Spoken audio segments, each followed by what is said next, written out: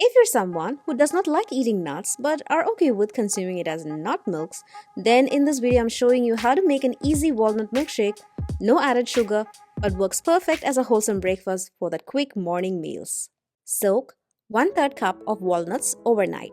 Your stomach will thank you if you do this. Next day, make walnut milk. If you're wondering, how do I do that? Well, I got you covered. I will link the video in the description for you. So the ingredients for walnut milkshake are 1 plantain. Now I opted for plantain as it's less sweeter than a ripe banana, or that's what I said to myself. Then we need cacao powder. This is much better than cocoa powder, and the benefits of cacao powder is something that I covered in an earlier video. I will link that as well. 1 tablespoon of cacao powder gives you 20 calories and 1 gram of protein. Then we add fresh walnut milk.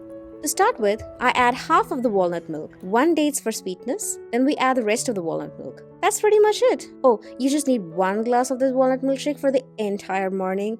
No other breakfast is required. 8 grams of protein from this.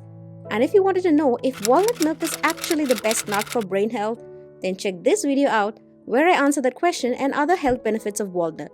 And I shall see you in another video. Take care.